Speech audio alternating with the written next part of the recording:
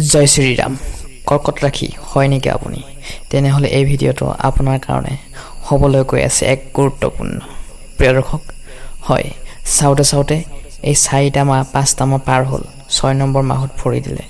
এই জুলাই মাহটো কেনেদৰে পাৰ হ'ব? শিক্ষাৰ ক্ষেত্ৰত, কেৰিয়াৰৰ ক্ষেত্ৰত কিমান আৰু দৌৰি থাকিব, কষ্ট কৰি থাকিব, ধৈৰ্য ধৰি আছে বহুত, কিন্তু সফল হ'ব পৰা নাই। কেতিয়া সফল হ'ব পাৰিব, তাক লৈ মনত বহুত ধৰণৰ চিন্তাই আপোনাৰ মোৰ প্ৰত্যেকজন ব্যক্তিৰে খুলি খাই থাকে, নহয় জানো? প্ৰিয় দৰ্শক, দুখ একাল থাকিলে সুখো আহে, সেয়ে ধৈৰ্য ৰাখক, কৰ্মৰ ফল সদায় মিঠা। প্ৰিয় দৰ্শক, বেয়া সময় এইকাৰণে আহে যাতে আমি নিজকে নিজে শক্তিশালী হ'বলৈ পাৰোঁ। সেয়েহে বেয়া সময়টো আমাৰ কাৰণে এক গল্ডেন অপৰচুনিটি। সেয়েহে নিজৰ ওপৰত বিশ্বাস ৰাখক, সংকল্প লওক, আপুনি কৰিব পাৰিব। প্ৰিয় দৰ্শক, এই জুলাই মাহটো আপোনাৰ কাৰণে প্ৰেম, ব্যৱসায়, চাকৰি, শিক্ষা কেনেদৰে পাৰ হ'ব, আৰু লগতে ভিডিঅ'টোৰ লাষ্ট ভাগত জনাম বিশেষ টিপছ। সেয়ে সবিশেষ জানিবলৈ ভিডিঅ'টো স্কিপ নকৰাকৈ আৰম্ভণিৰ পৰা শেষলৈ চাওক। চন্দ্ৰমাৰ ৰাশি কৰ্কট ৰাশি, জলৱতী ৰাশি, বহুত কোমল, সোনকালকে গলি যায়। সকলোতকৈ চবৰে পৰা ঠোকা খোৱা মানুহজন ৰাশিটোৱে হৈছে কৰ্কট ৰাশি। আপোনাৰ কাৰণে কি থাকিব এই জুলাই মাহটো? ইমানটো এক্সপাৰ্ট নহয়, কিন্তু চেষ্টা কৰিছোঁ কম বেছি পৰিমাণে, যাতে আপুনি এখোজ আগবঢ়া জেগাত 10 খোজ আগবাঢ়ি যাবলৈ প্ৰেৰণা পায়। প্ৰিয় দৰ্শক, তেনেহ'লে পলম নকৰি আহকচোন ভিডিঅ'টো আৰম্ভণি কৰোঁ, আৰু ভিডিঅ'টো ভাল লাগিলে লাইক কৰাৰ লগতে চেনেলটি ছাবস্ক্ৰাইব কৰি থ'বলৈ একেবাৰে নাপাহৰিব। 2 জুলাইৰ পাছত চন্দ্ৰমা আপোনাৰ ৰাশিত আহিব। এইটো এটা ভাল খবৰ। হয়, এটা কথা সঁচা কথা, বেলেগ মানুহে যেতিয়া দুখত পৰি যায় ন, যদি কাৰোবাৰ চকুৰ পানী ওলাই যায়, এইটোৱে হৈছে কৰ্কট ৰাশি। হয়, জল্দি চকুৰ পানী ওলাই যায়। কিছুমান ক্ষেত্ৰত ইম'চনেল হিচাপে জল্দি ভাগৰি যায়। মই এতিয়ালৈ দেখি আহিছোঁ, যিমান মহিলা আছে দুখ কষ্ট ঠগা তেওঁলোকে পায়। হয়, কমেণ্ট বক্সৰ জৰিয়তে জনাবলৈ নাপাহৰিবচোন, আপুনি কোনখন ডিষ্ট্ৰিক্টৰ পৰা চাই আছে, ৰিজন কি আছে। এইটো আপোনাৰ ভুল নহয়। কৰ্কট ৰাশিতে আপুনি যে জন্ম পাইছে, সেইটোও আপোনাৰ কাৰণে ভুল নহয়। পৰমাত্মাই আপোনাক ইম'চনেল কৰি পঠাইছে। হৃদয়ৰ পৰা বহুতে চাফ চিকুণ হয় এই কৰ্কট ৰাশি। হয়, ভগৱানে এই মাহত আপোনালোকৰ ওপৰত কৃপা কৰিছে। এই মাহত বৃহস্পতি আপোনাৰ ৰাশিত থাকিব।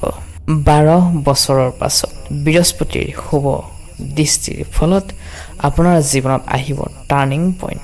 হয়, এই মাহটোত আপোনালোকৰ যিটো চিন্তা থাকিব, আপোনাৰ স্বাস্থ্যক লৈ চবতকৈ বেছি চিন্তা থাকিব। মই ইম'চনেল ছাপৰ্ট ক'ৰ পৰা পোৱা নাই।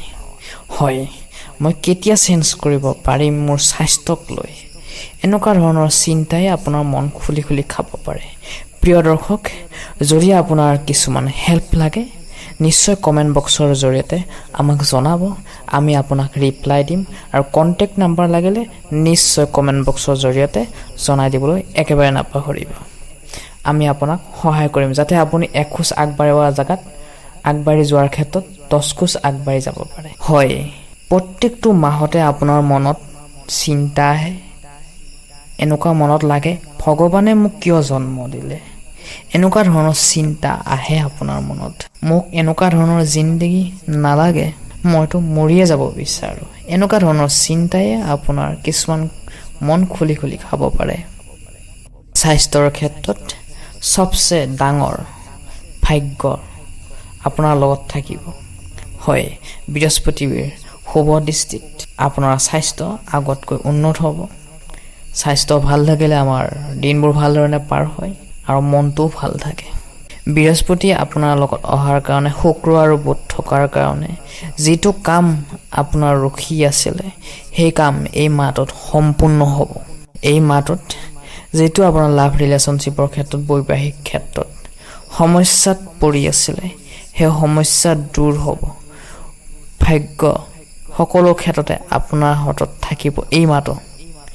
বিশেষকৈ বৃহস্পতি 12 বছৰৰ পাছত আপোনাৰ ৰাশিত প্ৰৱেশ কৰিছে। সামাজিকভাৱে এই মাহটো আগতকৈ উন্নত হ'ব। সমাজৰ মানুহে আপোনাৰ কথা ধ্যান দি শুনিব, মনোযোগ দি শুনিব, আপোনাক ৰেচপেক্ট কৰিব। এটা কথা ধ্যান ৰাখিব লাগিব, যদি শ্বেয়াৰ মাৰ্কেট লটাৰীৰ ক্ষেত্ৰত ইনকাম ডেভেলপমেণ্ট কৰিব বিচাৰে এই মাহটো নকৰিব, অশুভ মনা যায়। এই মাহটোত যদি আপুনি যিকোনো ক্ষেত্ৰতে টকা পইচা ইনভেষ্ট কৰিবলৈ গৈ আছে, যদি আপুনি ডাঙৰ মাটি জমি বাৰী ঘৰ দুৱাৰ কিনিম বুলি ভাবিবৰ কাৰণে গৈ আছে, য'ত আপুনি পইচা 1000ৰ পৰা 10,000 কৰিব বিচাৰি আছে, চ' বি কেয়াৰফুল এবাউট ডেট। চব প্ৰিয় দৰ্শক, যিকোনো ক্ষেত্ৰত ইনভেষ্টমেণ্ট কৰাৰ আগতে মাৰ্কেটখন চাই লোৱাটো খুবেই দৰকাৰ। যিসকল ব্যৱসায় আছে, হয়, পঢ়া শুনাৰ ক্ষেত্ৰত ছাত্ৰ ছাত্ৰীয়েও নিজৰ সময় থাকোঁতে পঢ়া শুনা ক্লিয়াৰ কৰি লোৱাটো খুবেই অত্যন্ত জৰুৰী, কিয়নো সময় থাকোঁতে আমি সময়ৰ কাম কৰাটো অত্যন্ত জৰুৰী। যিসকলে সাধাৰণ শিক্ষাৰ লগত জড়িত হৈ আছে, ক্লাছ 5ৰ সাধাৰণ শিক্ষা মানে হৈছে ক্লাছ 5ৰ পৰা ক্লাছ 12লৈকে যিসকলে ছাত্ৰ ছাত্ৰীয়ে পঢ়া শুনা কৰি আছে, তেওঁলোকৰ ছেপ্টেম্বৰ আৰু অক্টোবৰ মাহটো বিৰাটেই ভাল। হয়, নতুন নতুন কথা শিকিব পাৰিব, নিজৰ পাৰ্টনাৰৰ পৰাই হওক, নিজৰ বন্ধু বান্ধৱীৰ পৰাই হওক। লাইফটো চেঞ্জ হ'ব, কাৰণ বৃহস্পতি শুক্ৰ আৰু বুধ ট্ৰেনডিকশ্যন হৈ আছে আপোনাৰ ৰাশিত। হয়, 12 বছৰৰ পাছত আপোনাৰ জীৱন সলনি হ'বলৈ পাৰে। সেয়েহে প্ৰিয় দৰ্শক, যিকোনো কৰ্ম কৰাৰ আগত, ব্যৱসায় কৰাৰ আগত, এডুকেশ্যনৰ ক্ষেত্ৰতে হওক, সিদ্ধান্ত লোৱাৰ আগতে 10%ৰ ভিতৰত 95% শুদ্ধ হোৱাৰ পাছত সিদ্ধান্ত লওক, সংকল্প লওক। যিসকল উচ্চ শিক্ষাৰ ক্ষেত্ৰত বহিৰাজ্যত গৈ পঢ়া শুনা কৰি আছে, নেটৰ কাৰণে প্ৰিপেৰেশ্যন কৰি আছে, তেওঁলোকে কিন্তু ধৈৰ্য ৰাখিব লাগিব। এইখিনি সময়ছোৱাতে যদি আপুনি কেৰিয়াৰত ফ'কাছ নকৰে, পাছত যাই খেলি মেলি হৈ যাব। বহুত কষ্ট কৰি আপুনি পঢ়া শুনা কৰি আছে, MA, master degree, DLED, net clear কৰাৰ কাৰণে প্ৰচেষ্টা চলাই আছে। চ' ধৈৰ্যৰ ফল সদায় মিঠা। ফেমিলিক যিমান টাইম দিলেও আপুনি তাতকৈ বেটাৰ আপুনি স্বাস্থ্যৰ ক্ষেত্ৰত, নিজৰ ক্ষেত্ৰত টাইম দিয়ক। হয়, সকলো ক্ষেত্ৰতে আপুনি মিলি জুলি চলিব নোৱাৰিব। মটিভেশ্যন আমি সদায় হৈ থাকিব নোৱাৰোঁ, আপ ডাউন হয়। সেয়েহে প্ৰিয় দৰ্শক, আপোনাৰ জৰিয়তে ফেমিলি যেনেকৈ উৎসাহিত হৈ থাকে, তেনেকৈ আপুনি নিজকে নিজে উৎসাহিত কৰি ৰাখিব লাগিব। আপুনি নিজে নিজক যিমানখিনি জানে, আন কোনো ব্যক্তিয়ে নাজানে। চ' বি কেয়াৰফুল।